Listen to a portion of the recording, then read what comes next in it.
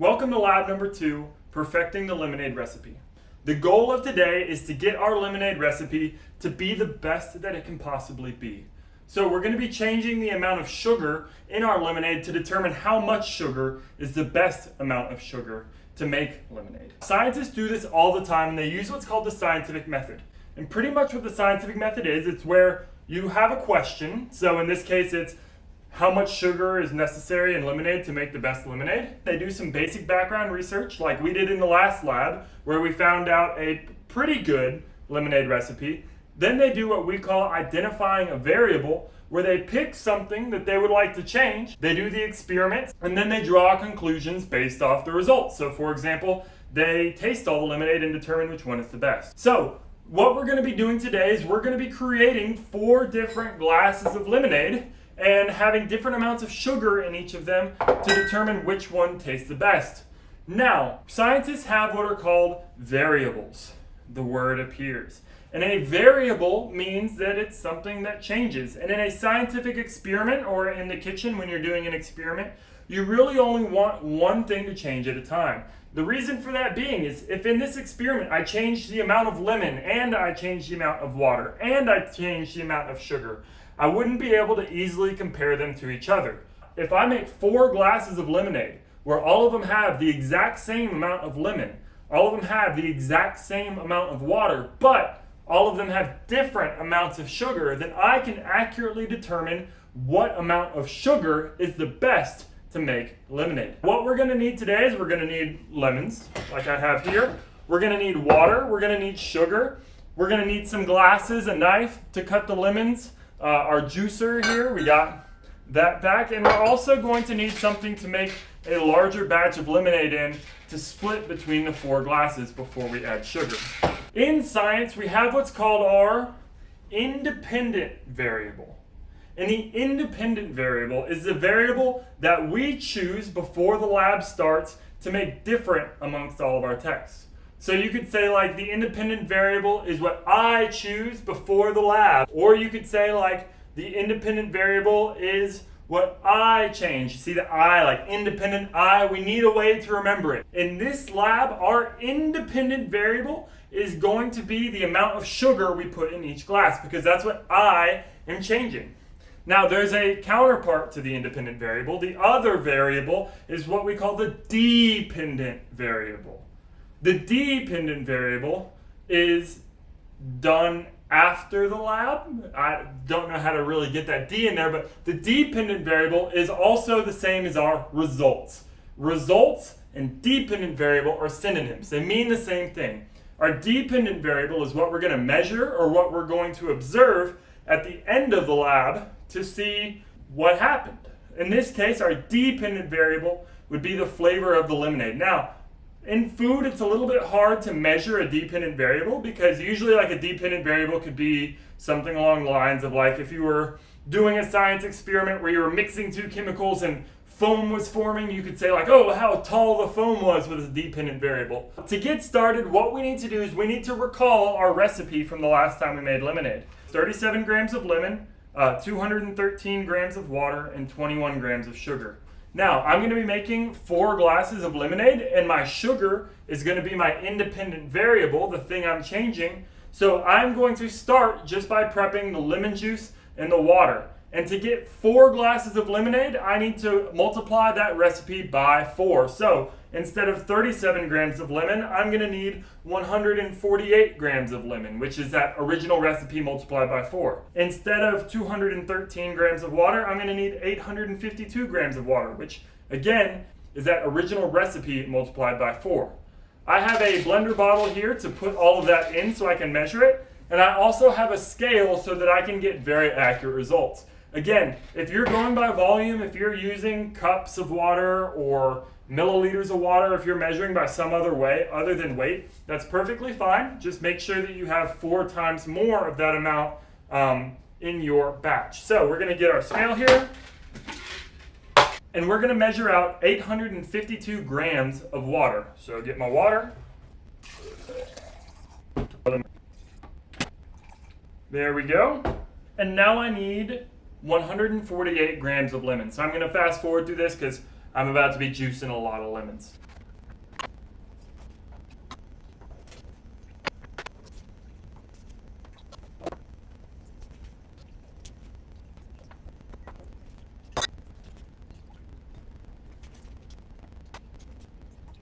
I'm going to go ahead and throw away all of these lemon. Let me move it so you can see all these lemon pieces and the seeds. We don't need them anymore.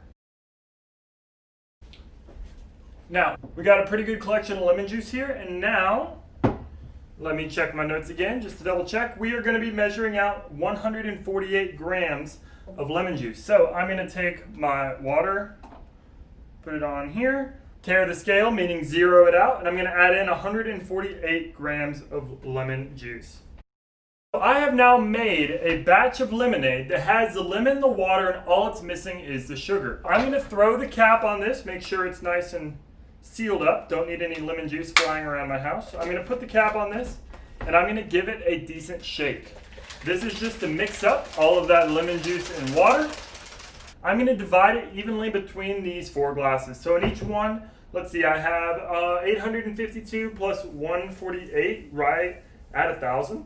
I have 1,000 grams of lemon juice plus water, which means that in each one I'm going to put about 250 grams of the mixture to evenly divide it up. So I can just throw it on my scale, zero it out or tear it, and add in 250 grams of liquid.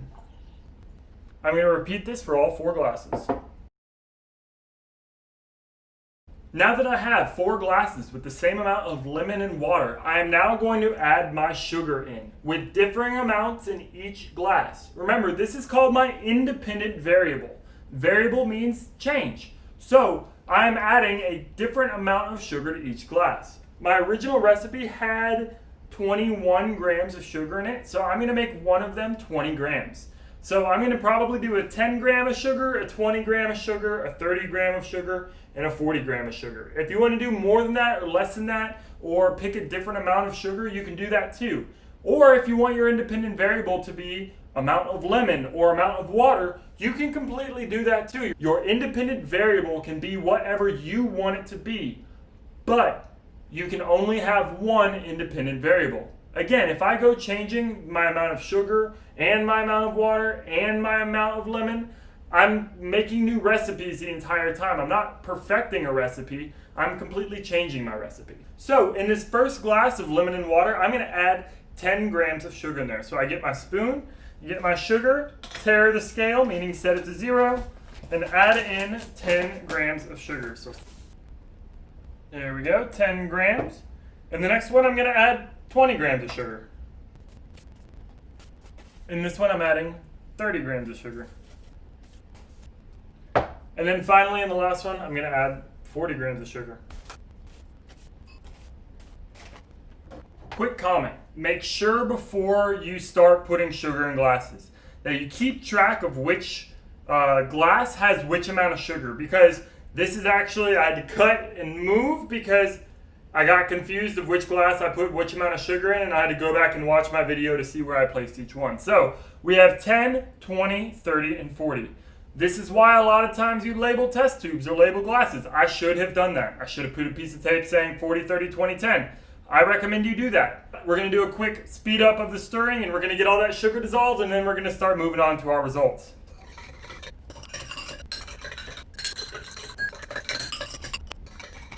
Our results in this experiment is going to be how we rate the lemonade. So we're going to do it on a scale of 1 to 10. If we wanted to make this study more accurate, we could have multiple people taste our lemonade. So you could have like your family or friends taste the lemonade and be like, oh, I give this one a 6 out of 10 or an 8 out of 10. You could do that, or you could just taste it yourself and decide which one you like the best. What we want to be able to do is to collect data. So in this experiment, we're going to be rating them on a scale of 1 to 10 and determining which one is the best. Our results are the same as our dependent variable. So our dependent variable in this experiment is the rating that we give our lemonade on a scale of 1 to 10. So let's go ahead and start with our 10 gram of sugar one and see what we think about it. Our 10 grams of sugar in the lemonade, it's definitely still very sour. It has a lot of that lemon juice present without much sweetness to back it up, so I would give it probably a 4 out of 10. This is 20 grams of sugar. So this was closest to our original recipe. It's definitely a good glass of lemonade. I'd give it probably a 7 out of 10. On to 30 grams. The 30 grams of sugar is pretty good. The balance of the sweetness and the acidity kind of balances out pretty well. It's a little bit too sweet for my taste. I'd probably give it a 6 out of 10, but this is where it's beneficial to ask other people and get their opinion, because the more information you can collect, the more what we call valid your results will be. Now let's try the 40 grams of sugar. So the 40 grams of sugar is just way, way, way too sweet. I would give it a 4 out of 10. In order of rankings, we determined that my favorite was still the 20 grams of sugar. Because taste is subjective, other people may think differently than you. They may like it a little bit sweeter or a little bit more tart, but that's why it's good to collect a lot of data. In the scientific method, so we did our background research, we had a question we wanted to answer, we conducted our research. The word he was looking for was experiment. Now we're gonna do what we call drawing conclusions. So my conclusion for this experiment was that the perfect amount of sugar, which was our independent variable, the perfect amount of sugar for a glass of lemonade, in my experience of this lab, was 20 grams of sugar.